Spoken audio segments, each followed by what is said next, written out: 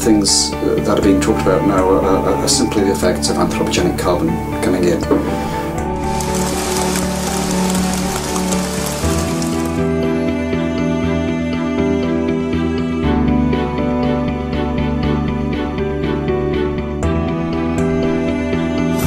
Will Katrina continue its dangerous track? The likely answer is yes. Looking through the Earth's history, we see evidence of numerous rapid climate change events, many of which had disastrous outcomes for the plant and animal life of the time. This series aims to investigate these rapid climate change events in an attempt to answer a few crucial questions regarding the future. Today we're looking into the Toarcian Event, a rapid global warming event that occurred in the early Jurassic, over 180 million years ago. An event that caused mass extinctions and drastic changes to the environment.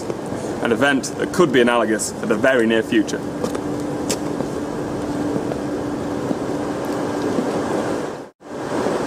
The Toarcian Event was one of the two major warming events of the Phanerozoic eon, which caused significant changes within the environment, especially in geochemical and biotic systems. To find out more, I spoke to Dr. Jan Zalasiewicz, author of The Earth After Us. If one accepts the evidence that there are ups and downs, which are happening on a kind of a 40,000 year cycle, then it took some numbers of thousands of years, to go from the baseline temperature, up to peak warmth. By the early Jurassic, South Central Asia had assembled. An ocean called the Tethys separated the northern continents from Gondwana. Though Pangaea was still intact, the first rumblings of continental breakup could be heard. The position of the continents and also the relative depth of seawater has a large effect on climate, in that it will govern the distribution of ocean currents. So if you have a different pattern of continents and oceans, you will have a different pattern of heat transport, which will then, if you like, set the tone for the climate of the past. The Toarcian Event is characterised by a negative carbon isotope excursion of 5 parts per million in exogenic carbon reservoirs. As published in a paper by David Beerling in 2007, this corresponds to a 1,000 parts per million rise in atmospheric CO2, giving a global warming between 6 and 7 degrees Celsius.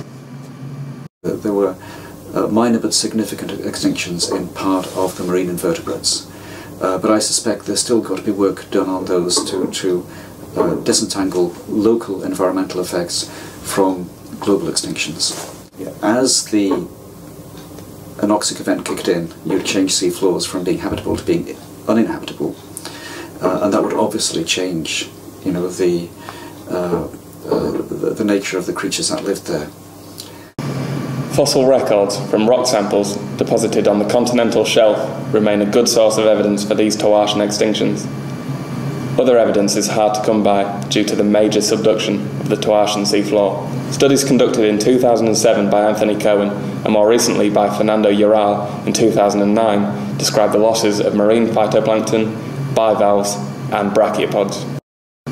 Methane has a much stronger greenhouse effect than carbon dioxide, illustrated by a statistic called the Global Warming Potential, or GWP. This is a measure of how much heat one molecule of gas can trap compared to carbon dioxide, which is given a value of 1. Methane has a GWP of 21. In 2002, Beerling estimated that during the Toarcian ocean anoxic events, there was a release of 5,000 gigatons of carbon, which coincided with the isotope excursion and the temperature rise. So, where did this increase in carbon dioxide come from? One of the main theories is that an eruption from the Karoo-Ferrar large igneous province heated Gondwanan coals and outgassed a vast amount of methane.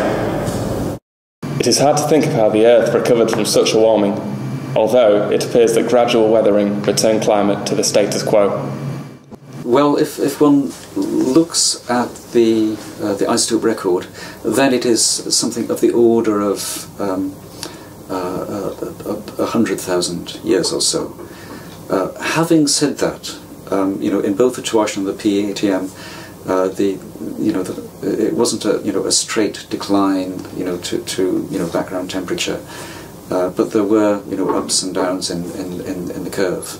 The evidence for an ocean anoxic event, along with isotopic carbon data, can be seen in strontium curves that show a decrease in 87 strontium to 86 strontium ratios. This curve is linked to an increase in seafloor hydrothermal production. Evidence from Anthony Cohen's research in 2004 show early Jurassic mud rocks revealing a large excursion in the 187 osmium to 188 osmium ratios. This coincides with the increase of global continental weathering rates of between 400 and 800%. So if the same thing happens in our own current ongoing global warming event, then one might hope that it will, the worst might be over in, 50,000 years. The chemical weathering acted as a negative feedback mechanism, with an initial increase due to high temperatures providing an effective way to reduce atmospheric CO2 levels, gradually cooling the Earth again.